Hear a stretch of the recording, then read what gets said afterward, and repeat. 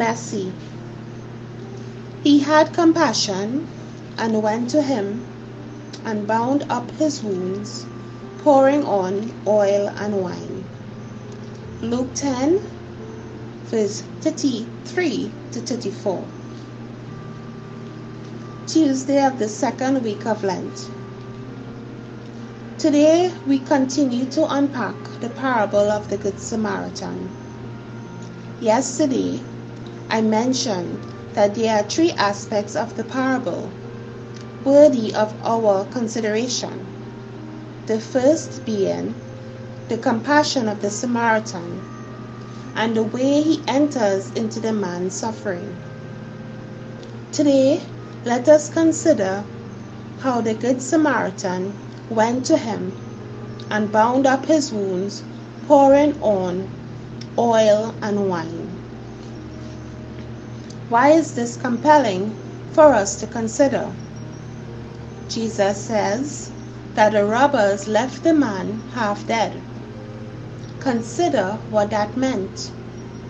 The man had been robbed. He had been assaulted.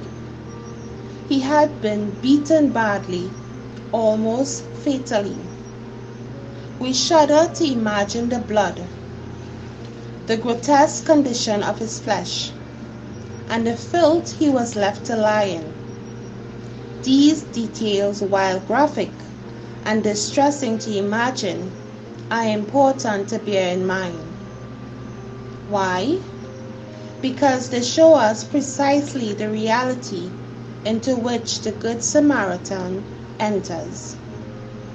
Jesus said that the Good Samaritan bound up the man's wounds and poured oil and wine on them. You cannot do such a thing from afar. You can only do it up close. The Good Samaritan would have seen the mess, touched it, and smelled it. The Good Samaritan would have had to get messy himself. In the binding and caring and pouring, the Good Samaritan could not stand at a distance. He chose instead to enter the mess and get messy himself. Phew! Ponder that. This is precisely the image of himself that Jesus wants to portray. Jesus is not afraid to enter our mess.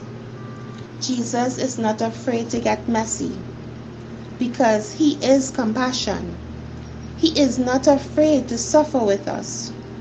He is not afraid to go deeper into our mess and get messy with us.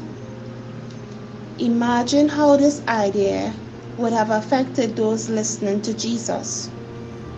There would have been hundreds, maybe thousands of people following Jesus day after day. While Luke does not tell us exactly how many were listening, we certainly can deduce who was listening. Jesus certainly attracted people like his 12 apostles and the 72 disciples, and he also attracted sinners and outcasts. Ancient Judaism had rules and labels for those who were considered clean or unclean, holy or not.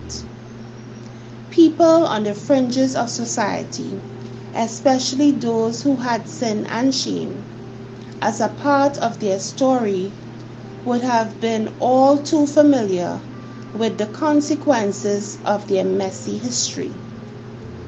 Imagine what is in their hearts as they hear Jesus tell them that he, the Messiah, is not afraid of their mess. A person has to be intimately close to pour oil and wine in another's wounds and bind them up.